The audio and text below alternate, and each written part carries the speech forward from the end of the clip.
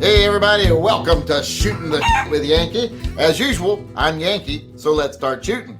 Today's topic is going to be, what's the minimum caliber that you should carry for self-defense? What will actually get the job done? Now, a lot of this is going to be your own personal opinion because, a lot of it's got to do with what you feel comfortable with. Because let's face it, even a 22 long rifle pistol is going to give you an advantage up close if you get into a scuffle with someone.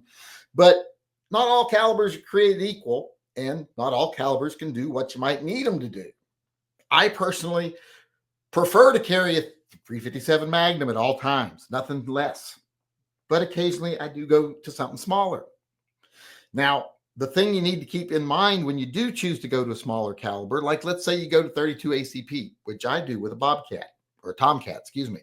You have to know that gun's not going to be doing the same things your 357 Magnum's going to do. You're not going to take shots at as great a distance. That is more of a, this is going to protect me if they come within my 20-foot radius kind of a thing. Far more up close and personal. But like I said, the main things you need to do is you need to be comfortable with the caliber you choose to carry. You need to feel it can get the job done. It needs to be comforting to you. And it does have to have a certain level of performance, and you have to be aware of that performance. Don't fool yourself into thinking a 25 ACP is going to allow you to make headshots at 30 yards. It's probably not going to be capable of that, no matter how good a shot you are, and may not even do much damage at that distance. So especially if someone's wearing a thick coat or something, you hit them center mass with a 25 from 30, 40 yards away, you might not get the job done, except maybe unless the job was to draw attention to yourself. So those are the things that matter the most when choosing your caliber. Know what that caliber can do and what it can't do, and adjust your perceptions and your expectations to match that. And also decide what things you want your gun to be able to do. Maybe you won't carry anything less than a 32 ACP. Been a lot of dead people through history because of 32 ACP.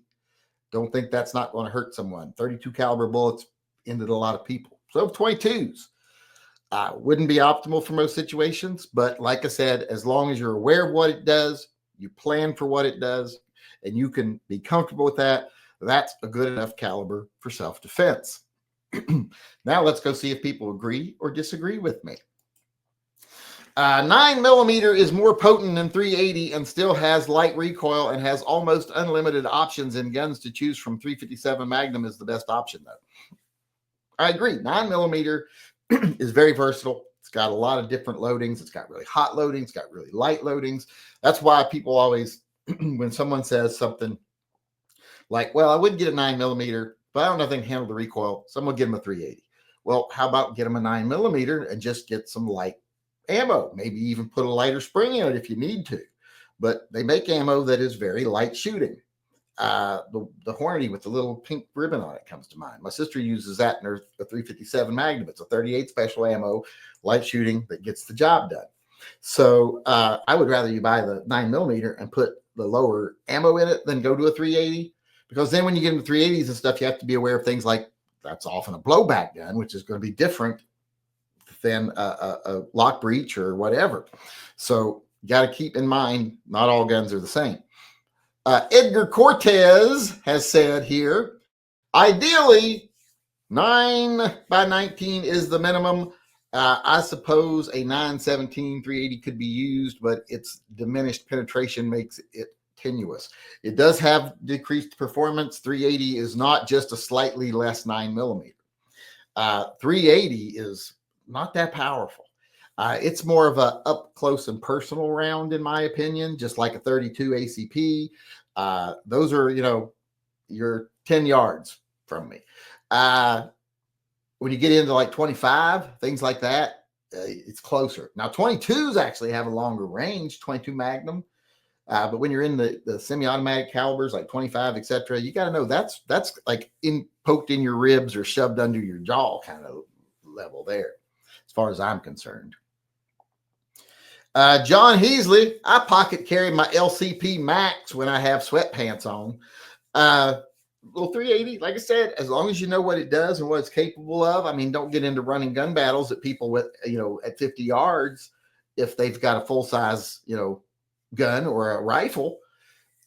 but do carry it with you for protection for up close and personal, inside your own personal bubble. Mikey D said 38 special. And that's usually, I think, what a lot of people will say when you ask them what's their minimum caliber they'll carry. They'll either say 9mm or 38 special. I think those are, pretty good levels that if you go below that, that's when you have to start making yourself more aware of what the round can and can't do. At 38 special and above, you start to get where the round is more capable. So a little bit of ignorance is more forgiven when you get a little higher. But below that, it really becomes essential. What your round can do.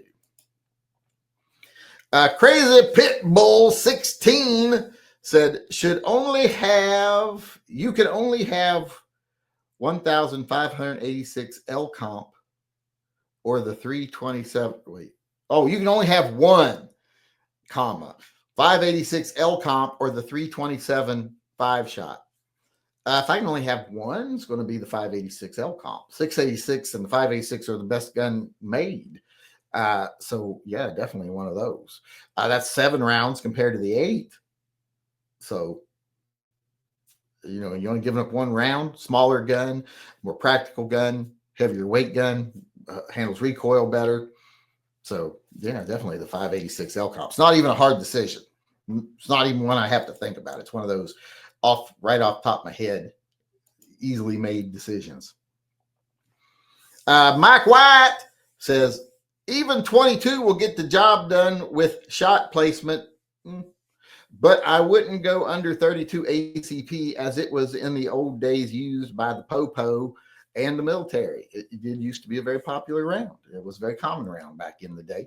People seem to think nowadays that, everybody always carried 357 Magnum and 44 Magnum and all that stuff and 9mm. No, back in the day, it was much more common. You saw people with 32s, 38 shorts, all kinds of weird 32 handgun revolver calibers, just all kinds of weird little rounds. John Heasley said 380 ACP, which is, like I say, that's a common one too.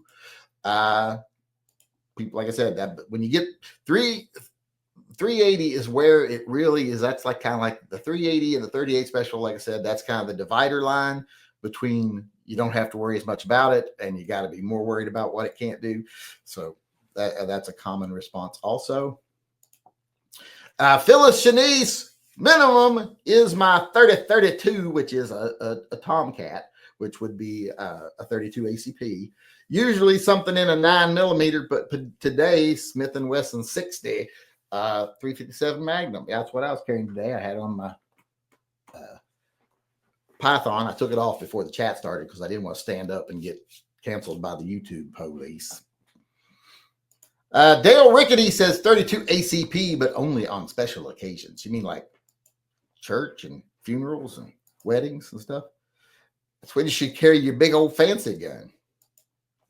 My backup, or not backup, but deep carry gun is going to be my Tomcat now, and that's 32 ACP. So I obviously trusted enough that I would carry it out when I can't carry anything bigger. So 32 ACP is probably my answer. I feel as comfortable with 32 ACP as I do with 38 special, to be honest. To me, they're, not all that far different. 32 ACP, 380, and 38 special, all kind of in that same, border zone. Now we got Ghost Shadow. Minimum caliber, but how many rounds minimum? Well, that's a different question. How many rounds? And we've covered that kind of with is 5 rounds enough for self-defense? And like I say, it would kind of depend. If 5 rounds of 357 Magnum, I'd be as comfortable as hell. 5 rounds of 25 ACP, I'm not going to be comfortable with that. I'm only going to have 25 ACP. I won't be able to pepper them. But yeah, so I guess, it does matter what how many rounds you're going to have before you make which decision of which gun you would carry. But I think most of us have a caliber that we have in mind too. And that looks like that's it, everybody weighing in today. I want to thank everybody who participated. What do you think out there? What do you think? What is your minimum caliber you'll carry for self-defense and why? Dale Rickety chimed in one more time here. Says the special occasion is Sunday dinner with family. Oh, I don't know about with family. Those are the people that have the most to benefit from you being demised.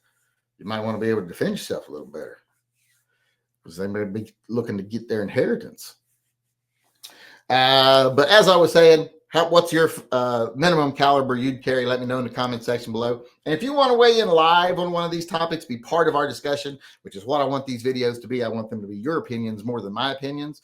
Come on into one of our live chats. We do them every day at 6 p.m. except for Wednesdays when they're at 7 p.m. So come on in, be part of the conversation. I would love to hear from you. Hope to see you in one of the live chats soon. Until then, remember, always carry and stay safe until I see you again.